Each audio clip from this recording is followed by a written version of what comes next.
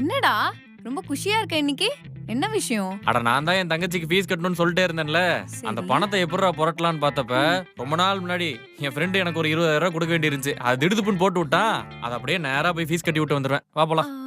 டேய் நான் வரலடா. எனக்கு தலை வலிக்கிற மாதிரி இருக்கு. நான் போய் ரெஸ்ட் எடுக்கிறேன். நீ மட்டும் போயிட்டு வரியா? ஏய் என்ன திடீர்னு இப்படி பேசுற?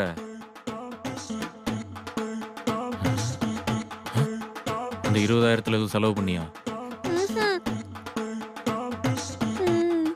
என்ன செலவு பண்ண?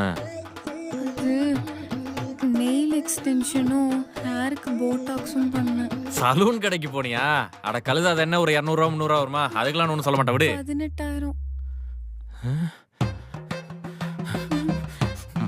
அவளை இன்னைக்கு ஒன்னும் ஏண்டி ஏண்டி எப்படி நடிச்சிட்டு இருக்க? இங்க பாரு, நல்லா ஆயுசு முழுக்க முடி வெட்டினா கூட 18,000 ரூபா ஆகுது. நல்லா இருந்த மண்டைய சணல் கயிறு மாதிரி ஆகுறது 18,000மா? சொல்றி திட்டிக்கிட்டே இருக்க வர வர. திட்டாம உன்னை கொஞ்சுவாங்களா? ஐயோ 18,000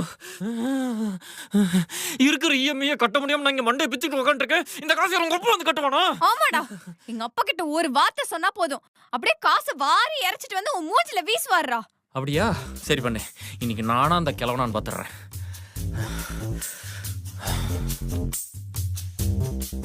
ஹலோ அப்பா, எங்க இருக்கீங்க? ரேஷன் கடையில இருக்குமா? ஏன்பா ரேஷன் கடைக்கு போனீங்க? அரிசி வாங்க காசு இல்லம்மா, அதான் ரேஷன் அரிசி வாங்க வந்தேன். ஐயோ, என்னப்பா ஆச்சு? நல்லா தானே இருந்தீங்க. வேற என்ன பண்றது, உன்னை பெத்ததுக்கு ரேஷன் அரிசி தான் சாப்பிடணும். ஹலோ அப்பா, கிடைக்காதுமா, சிக்னல் கிடைக்கலன்னு கிடைக்காது. நினைக்கிறேன். இங்க ஒண்ணுமே கேட்கல. நான் அப்புறம் பேசுறேன்.